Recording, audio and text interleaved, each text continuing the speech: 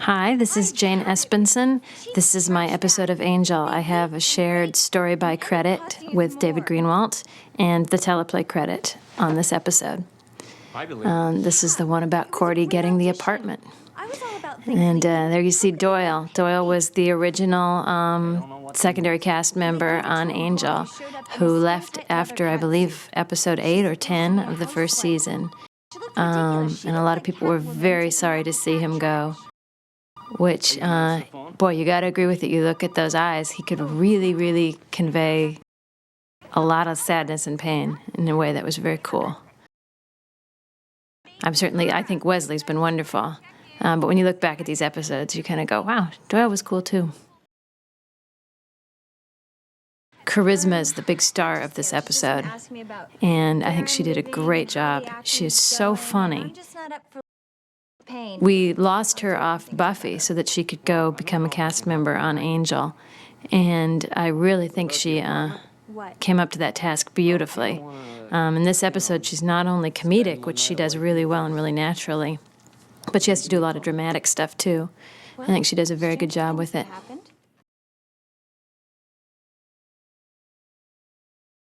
This episode was a story that Greenwalt had wanted to tell for a long time. The idea of someone getting a haunted apartment and then allowing it to stay that way, keeping the ghost. So this was a story that he really developed very much on his own. We all worked together to break the story, but it was very much his idea. And I was just sort of brought in to flesh it out and write the teleplay. What stuff? Which was a lot of fun.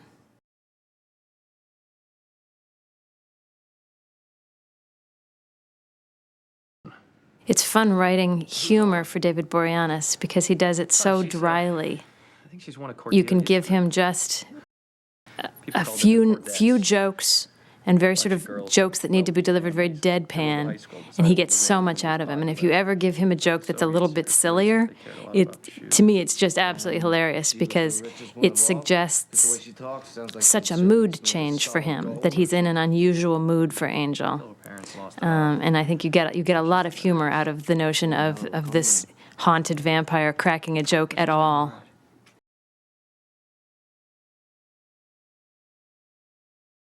You see the horrible apartment that Cordelia lives in. I like that because that happens to me. You try to pull the key out and you bang your elbow.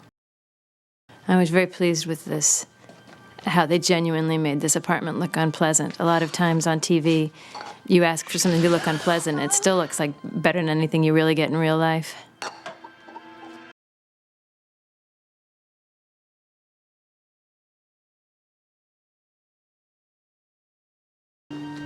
You always feel a little guilty as a writer when you have a character talk to themselves. But there are situations where we all do it.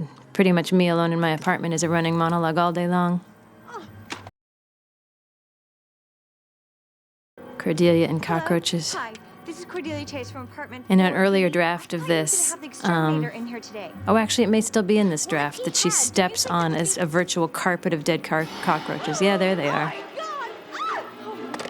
Very nice reaction. That's what I'd do.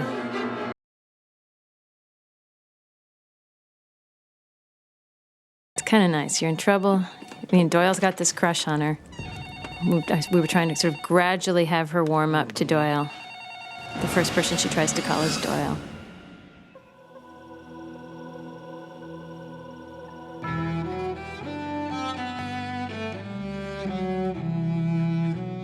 Writing for Buffy and writing for Angel are different. They're quite a bit different because even though I'm generally asked, when I'm asked to write stuff for Angel, either to do a rewrite or write a specific scene or even to write a whole episode, generally I'm assigned stuff that's got humor in it. So it's closer to the Buffy scripts that I write than a lot of the Angel scripts that I don't write are, if you follow that. But it's a slightly different kind of humor, and it's a darker kind of humor. And it's an adjustment every time you write a little bit of Angel. But the main ingredients are the same. You want to make jokes that come out of character, a joke that only that character would say. So we have to keep, all of us on Buffy are constantly watching Angel and being involved in the breaking of Angels and discussing the Angel episodes so that we can keep fresh on those characters. So when we're asked to write for them, we write for them naturally. It's still an adjustment. I was very happy with how this particular demon, his name is Griff, I was very happy with how he looked with those spines on his jawline and forehead. I think he's a very cool-looking demon. I would love to see more of that particular species. David Greenwalt came up with that move where Doyle pretends that he's going into the drawer and instead pulls the drawer out and hits the demon with it. I thought that was a particularly splashy and dramatic move, and it worked really nicely. I wish I'd thought of it. Who knows, 10 years from now, maybe I'll create my own series and I'll be able to use that move in something. It's so terrible. I love this. I believe it was my idea to have him wet, fresh out of the shower.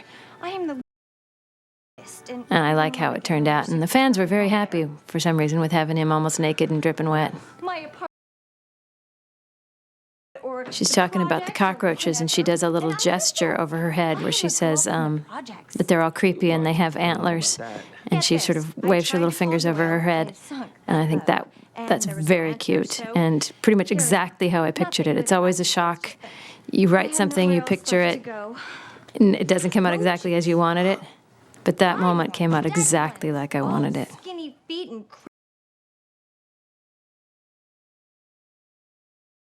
This is pretty much one long monologue from Charisma where she's complaining about her apartment and not even noticing that he's uncomfortable, barely covered and wet, actually smell. and just completely focused on her own problem, which is she manages to make it seem completely delightful. Find a decent place, however.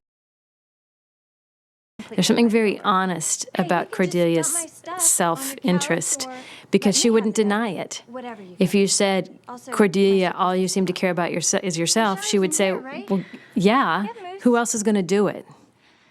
There's always been something very almost admirable about her directness, I think, because she doesn't put up with a lot of stuff that she knows isn't true. She doesn't want to play the social game. She wants to say what she knows is true.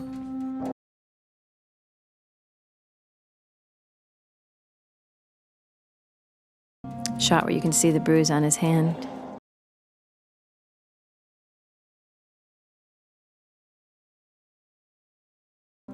I wrote that she's looking for, trying to find reflective surfaces in the kitchen. I like that they picked that tea kettle. Something's happened and you'll never be clean. This was a really fun scene to write. I was disappointed when I saw an early cut of it because it seemed to me to be playing very slowly, whereas I pictured it extraordinarily fast with lines overlapping. What I think I didn't realize when I saw that first cut was how much in editing you can pull out those gaps between words. I come from sitcoms. Before I wrote for Buffy or Angel, all I wrote on were sitcoms where the performance that you see on stage is what goes onto the tape. In drama, you tend not to, even for a very comedic episode, the actors aren't paced up and overlapping each other as much as they do on a sitcom. You do that, you create that pacing and overlapping in the editing room. It took me a while to get used to that. Also, the scenes are staged very statically, to my mind. In sitcoms, you move the characters around the room a lot because you do less editing. Here, the characters can stay in one place, and you create the energy by cutting back and forth between them, so you don't get that static feeling of everyone just sitting in one place. Oh yeah. There was a joke that went by a way back where Doyle commented on Angel's brooding nature and overhanging forehead, something like that. I find myself very tempted in writing scripts for a show that already exists, as opposed to like writing a pilot script where you don't have actors cast. When you're writing a script for a show that exists where you know the actors and their physical qualities, I love writing jokes that actually comment on their physical qualities, because there's something, You just let your friend Aura hang. to me, it always feels like a privilege that you actually have an actor in that role. You make me a list. And why not take advantage of the fact that you know what the people who play these roles look like? You can comment on it. Bruise on your head. We've certainly done that a lot on Angel. We get a lot of jokes out of And the reason Angel's hair. on my leather.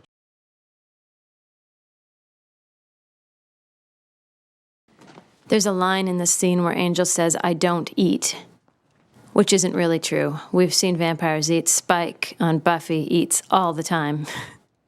It's a little bit of a license. I think vampires don't get nourishment from human food, and they don't really taste it.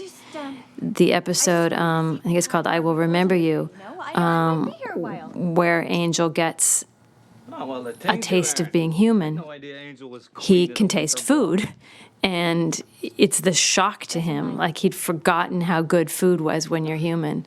So I think there's some complicated stuff about vampires and eating, Yeah. and I hope we've been consistent in it, but this is the kind of thing where you, There it is. sometimes you aren't, and the fans will always catch you. Here. 5 trophies with some of The nice thing about that is if you make a mistake like that about reflections or invitations or any other aspect of vampire life, the fans will generally solve it themselves, because they want it to be consistent, because they want to believe that this is a real world. So they will find an explanation that makes everything that they've heard be consistent. It's very helpful for us.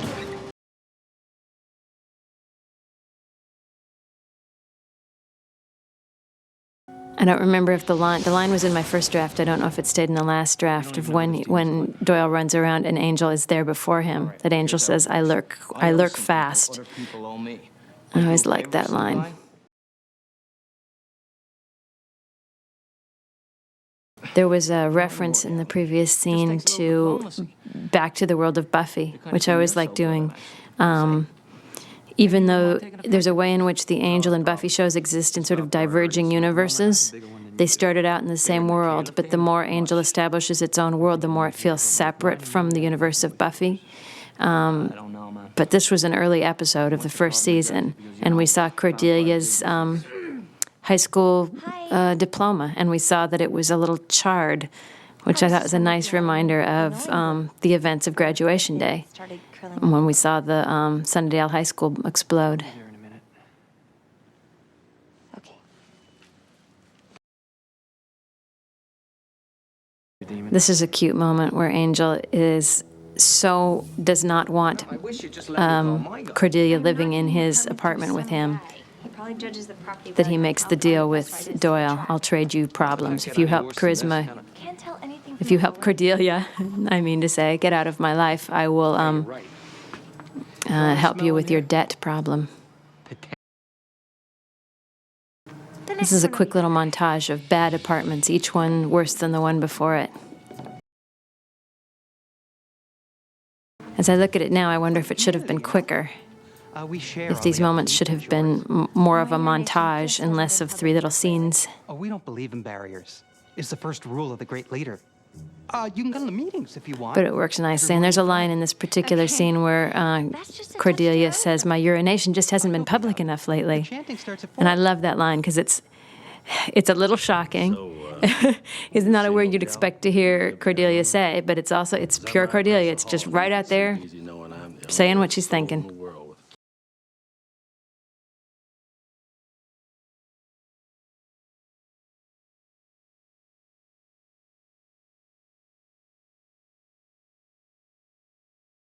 Know a guy. I had an exchange in an early draft of this where she said that she didn't want to take apartment renting advice from Doyle because she didn't want to deal with someone whose idea of how good an apartment was correlated with how close it was to the racetrack. And I had Doyle do a little speech about, well, if you're near Santa Anita, that's pretty nice. Near Hollywood Park, not so nice. I had a whole thing about where he really did know how nice the apartments were near various Southern California racetracks. But it was too long, and I discovered I really wasn't that certain myself, so you wouldn't want to put something like that in a script and have it be wrong. This always surprised me that the apartment had an exterior door. I always pictured it opening into an interior hallway, Really, it's just which in my mind made more sense because Angel comes and visits her in the daylight. But it is a beautiful apartment. You can absolutely see why Cordelia wants it, which they did a very nice job with. Nothing wrong with it. Don't know how The you real can estate hide it. agent here is one of those roles that you write. quite a I bargain. believe I wrote And it the furniture genderless comes so that with they could cast either a man or a woman for this role. I kind of like doing that sometimes if there's no reason for a character to be a man or a woman. You just indicate real estate agent and let them bring in a whole selection of people to read, and you just cast the best one. You're not limiting yourself that way. To take out that wall. I thought you said it was perfect. Yes, and part Now, of there's it actually a being very, perfect the is there ghost being story in this tiny episode is closet pretty window. complicated, must be why and you it all bought me revolves some last around night. that wall. Oh my gosh. That I was love what my really took us the apartment. longest time in breaking this story, was figuring out how we knew we wanted two ghosts, but it took us a while, if I remember correctly, to figure out who had killed whom, in what order they died, who was getting revenge on who was causing the uproar in the apartment. And there you can see there is a ghost in that wall. Looks very nice. It's a nice creepy effect. And I think that was done very simply. I think it was simply a rubber wall, and we had an actor behind it. Here's that demon with the very cool horns and very cool face. I liked him a lot. The idea of demons having this sort of underworld, a very complicated society where they live human-like lives and have human-like concerns is something that's very different in the Angel world than the Buffy world. We see characters like Spike, particularly vampires, who live in the human world and have to steal things or go shopping or and find their food and worry about money and things like that in the Buffy world occasionally. But much less. In the Buffy world, demons tend to just sort of pop up and go grr, and they exist in the Buffy world frequently as metaphors for human causes and human conditions, human concerns. Whereas in the Angel world, they themselves live human lives. Come here helping some little demon. They're both very cool. They're both exactly what you need for the style of stories on those two shows. On the other hand, But it's an interesting difference. In Angel, you are much more likely to have sympathetic demons who are not evil. In Buffy, all else being equal, you can assume that a demon is evil. On Angel, you really don't assume that. There was a whole episode that had to do with Angel killing a demon who appeared, by all evidence, to be evil and who was not. And Angel ended up having to take his place as a champion of someone who needed protecting. You have to be very careful on Angel that you kill the right guys. The song that's playing on the radio is the Mills Brothers, You Always Hurt the One You Love. I did not think of that song myself. I was thinking there's a Peggy Lee song, Why Don't You Do Right, from approximately the same era. That's a very angry song.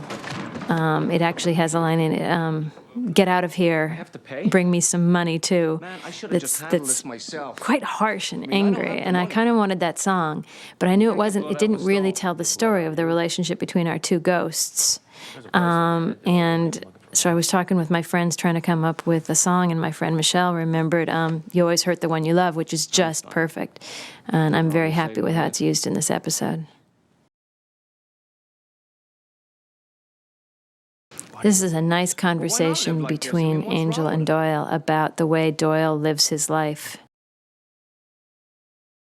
A really nice thing about the Doyle character was here he is. He's supposed to be Angel's guide in a way. He's the one directing Angel in how to go about his redemption.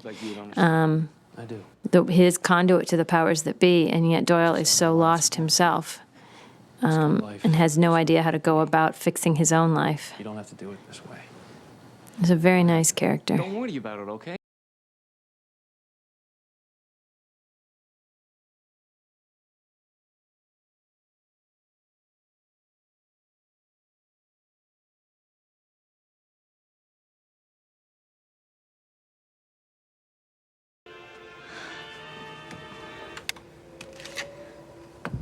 think the water in the water glass is boiling at some point in here.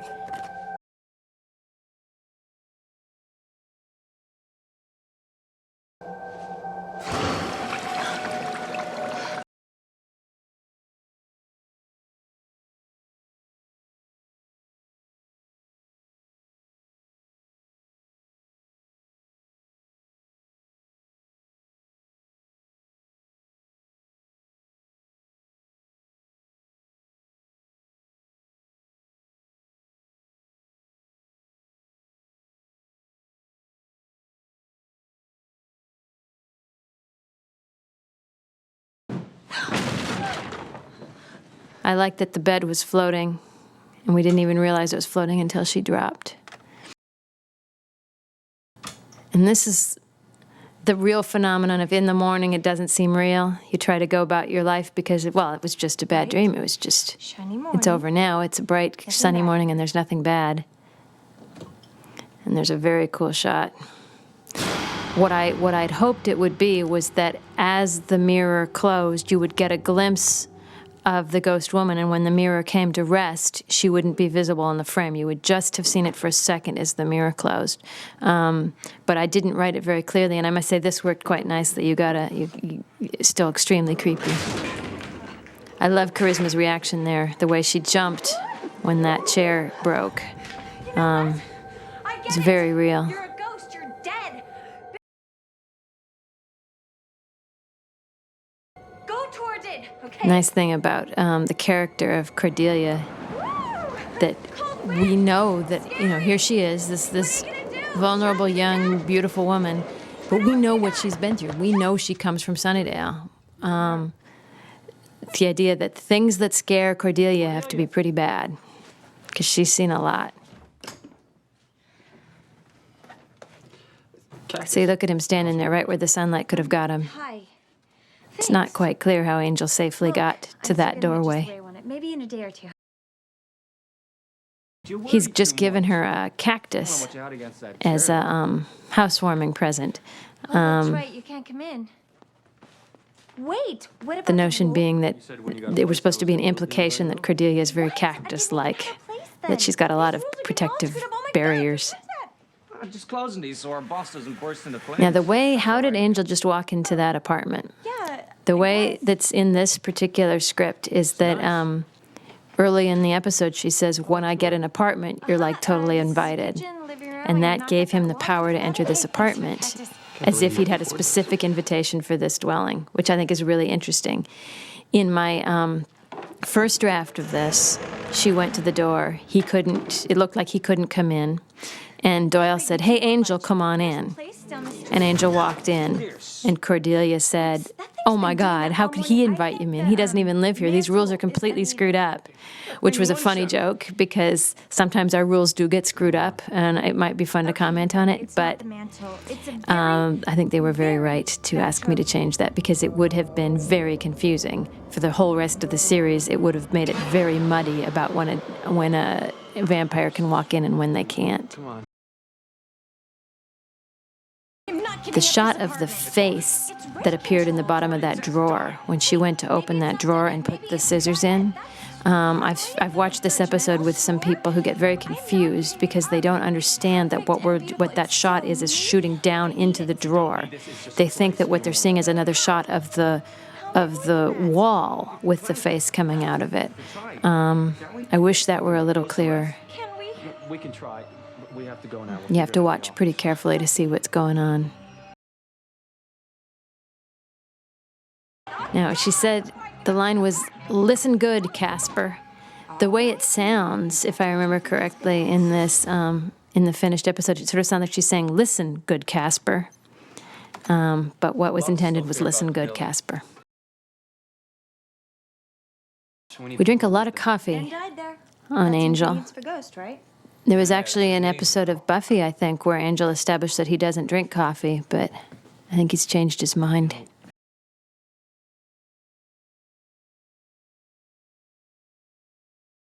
And if it Same thing goes happened on away, it's Seinfeld. like- They established early on in that series that he didn't drink coffee. By the end of the series, he was drinking coffee. Happens a lot.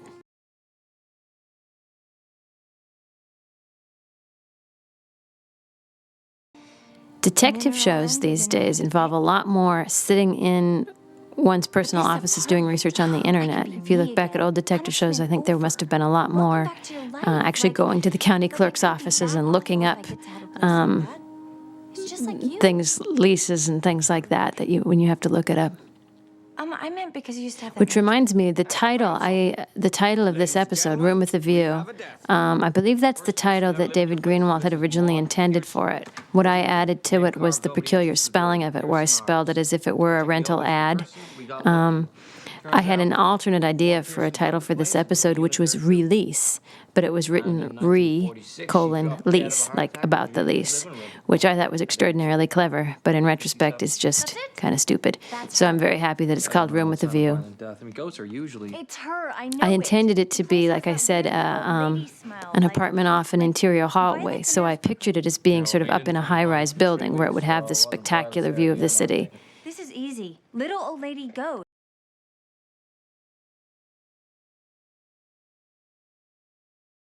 It's not an easy spell. I mean, hawthorn berries and lungwort.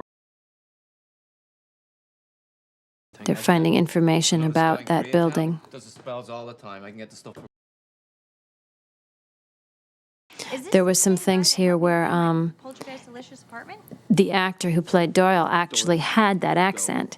And what we discovered was that sometimes it would make lines that we thought would sound very clear actually a little incomprehensible because of the loss of the TH sound. So we sometimes had to go back and have him, he can do an American accent, so we'd have to go back and have him loop lines with a less exaggerated form of his own accent. So there was a line in the previous scene where I believe he said, "Ladies and gentlemen, we have a death." But because that came out, we have a debt, it was, you couldn't tell what the heck he was talking about. So I believe that's when we had him go back in and re-loop it with the TH sound.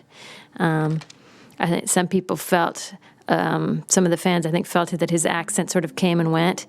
That wasn't because of how he was doing it. That's because we would have him sometimes not do it on purpose because you just couldn't understand it.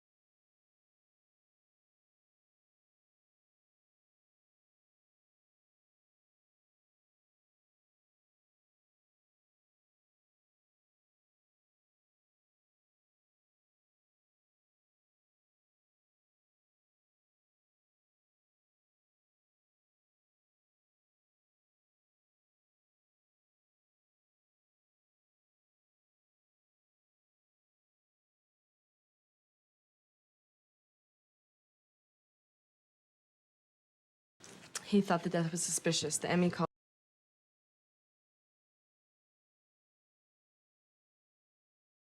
Detective Kate Loxley, What about? who I always think is just so extraordinarily beautiful. Mom didn't. It's always a little startling to me to see her there in her drab police surroundings. Unavenged murder. She was, there were times at which there were plans to have her be a love interest for Angel, but I think she's much more interesting when she's opposed to Angel. The kind of a killer that does that. I mean, you see a little bit of tension, particularly in this scene. They're a little uncomfortable, or at least she's a little uncomfortable around him. It was my intention when I wrote it, because she's attracted to him, which I think makes it even cooler that they're now sort of, see how uncomfortable she is with him that close? I indicated that in the script, so we would get the feeling of her attraction to him. And now that after This doesn't make sense. after there was the issue of the impaling on the rebar that happened in a later episode, and she started turning against him, I think it's much more interesting if you realize that they started out with an attraction. Angel does not apparently own a cell phone. Oh, I believe we established a cell phone for him in a later episode, actually.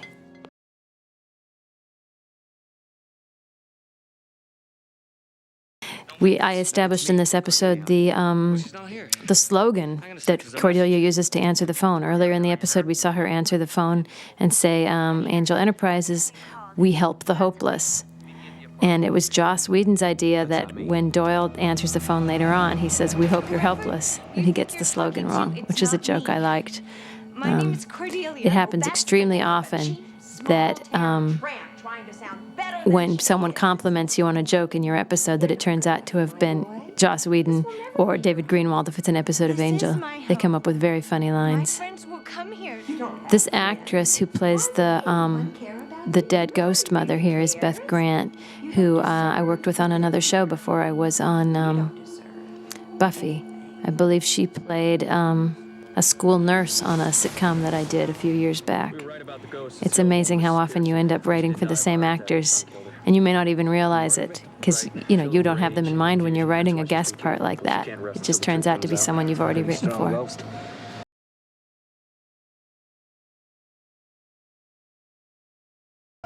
I will leave, please. I like that there was a bottle in that box labeled Toad's Feet. I never noticed that before.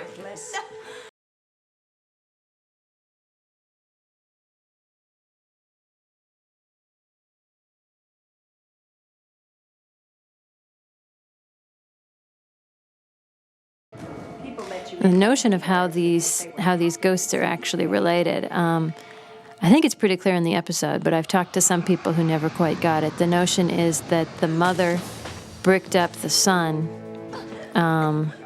in the wall, and she is associating Cordelia with the young woman that her son was going to leave her for. He was going to move out and get married, and old woman couldn't let him do it, and she bricked him up in the wall. So we actually have two ghosts. After she bricked him up, she had a heart attack, so she's a ghost, and Dennis in the wall is a ghost. When we were talking about this episode, breaking the story, which means figuring out what's going to happen in each scene, we referred to the ghost consistently as Bob. And then Joss decided he didn't want him to be named Bob, and I was delighted because I'd already come up with the joke. This was right around the time that Star Wars Episode 1 had been released, and I wanted Cordelia to refer to him as the Phantom Dennis. So right away I said, well, if he's not Bob, can he be named Dennis? And I was delighted when Joss said we could do that. At the time, it seemed extremely important to me to get that joke in there. As time goes by, it's somewhat less important, particularly as our distance from the release of that movie gets a little longer, it's less important. Big-time acting from Cordelia Charisma. And this I find particularly impressive because a lot of this the sound had to be looped because there's an enormous fan that's creating all of that wind, and it put so much noise over the dialogue that you couldn't hear the dialogue. It all had to be re-recorded over these filmed images, which is very hard to do. I would think it'd be particularly hard to do with crying because you have to get your inhales and exhales exactly right. And I think she did a beautiful job. I think it's pretty seamless. There is some Latin in this episode. The spell was in Latin, and I came up with the idea, which I really like, of having Doyle unable to pronounce the Latin, and so Angel gives him a quick course in how to pronounce Latin. He hands him a book, and he says, V sounds like W, and pronounce each vowel separately, which really is all the information you need to know to correctly pronounce Latin. When we write a spell on Buffy or Angel that we want to be read in another language, It's extremely easy. You write the spell in English, and you put a parenthetical. Just you put in parentheses above the line, you put in Latin, or in Swahili, or in Bulgarian. And a phone call is made, not by us, not by the writer, by someone on the staff. They call the translation service, and they get the line translated. And the poor actor is just given a page with the translated version of the spell on it, which they then have to pronounce as best they can. I actually gave Doyle the direction here in the script in shaky Latin. So it was translated into Latin, and then he was sort of purposefully supposed to pronounce it pretty badly. There was just a shot where you got a brief glimpse of the tattoo on Charisma's lower back. And this was edited as much as we could, I believe, so that you couldn't see it, because it was generally felt that that would not be something that Cordelia would have, would be that tattoo. So it's generally hidden. Every now and then you get a glimpse of it. This was one of the first times I think that we saw demons holding guns, which is something you generally wouldn't see, for instance, on Buffy. It's much more, guns are much more of a real world item, much more of a detective show item and an adult item. Our characters on Buffy are young enough that particularly during the high school years, it would be very unpleasant to see them with a gun, whereas criminals in the real world of Los Angeles, it's somewhat less, it's more appropriate, it's more part of that world. There was a moment earlier where one of the guns was fired and it goes right through the ghost woman and it hurts the fireplace, it breaks off the tile on the fireplace, and she yells, "You broke it." And I like that she cares about that apartment. She's an old lady and that was her apartment. Cordelia is standing up to the ghost. She's found her inner bitch, is how we described it when we were breaking the story. It's a wonderful moment for her.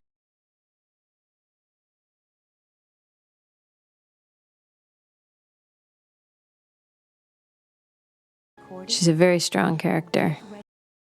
And you forget that sometimes, and it's really, because we really broke her down in this episode. We had her giving up, and then it's always a wonderful triumph when after a moment like that, someone gets to come back.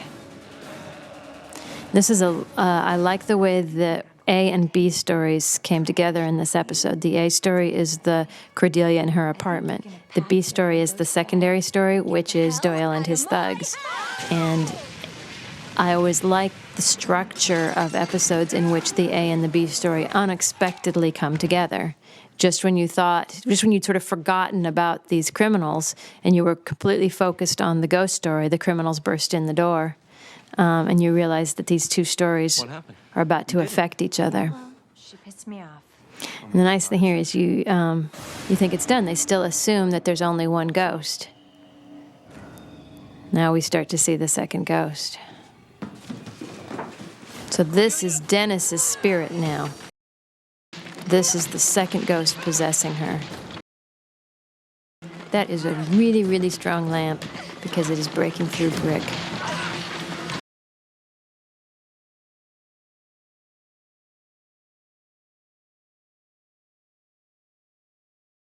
It's a very clear shot of the skeleton. It might have been nice if it were sort of farther back and more shadowy. But you do want it to be clear. And here's our nice flashback, and the music is playing again. You always hurt the one you love.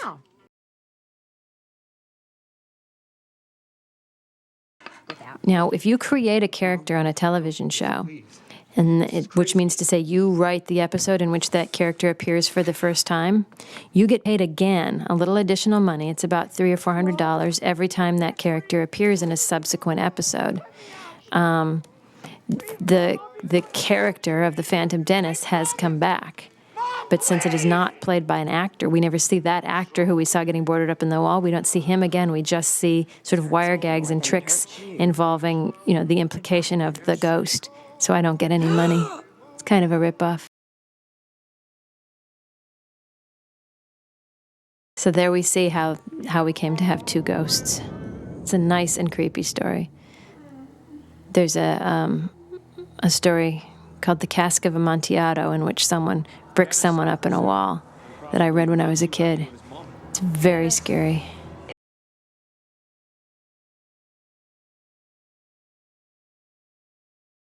Interesting that she seems to have aged since she died. Did her ghost continue to age, or is it just lack of hygiene? Dennis just destroys the ghost of his mother. He gets his revenge.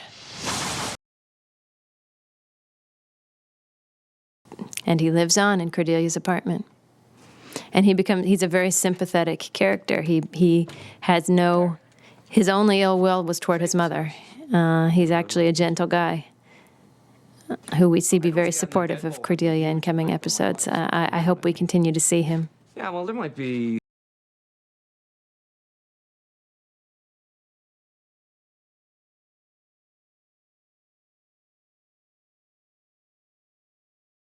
Sooner or later. I remember it taking a long time to break this episode, to figure out exactly what was going to happen, what the logic of it was. The writing of an episode can take anywhere from 2 weeks to just a couple days, depending on the amount of time that's available. This was pretty early. I think this was episode 5 of season 1 of Angel, and so we still had the luxury of a good amount of time. I have no memory of being rushed. I think I took a nice long time, at least a week, to write the first draft.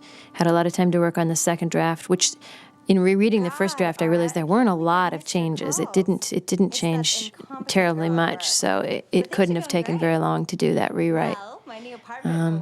There's a moment here at the end of the episode where Cordelia is on the phone to one of her friends from Sunnydale, her friend Aura, who we knew from the Buffy series.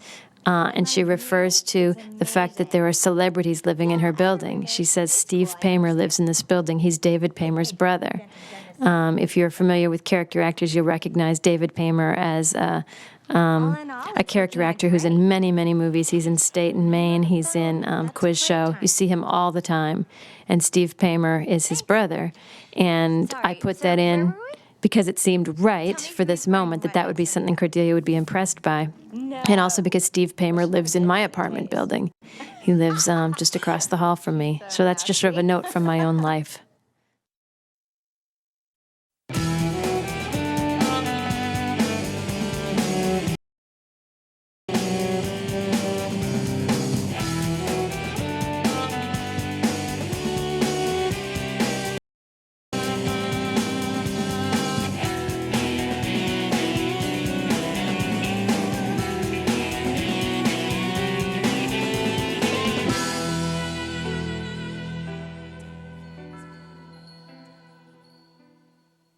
Grr, arg.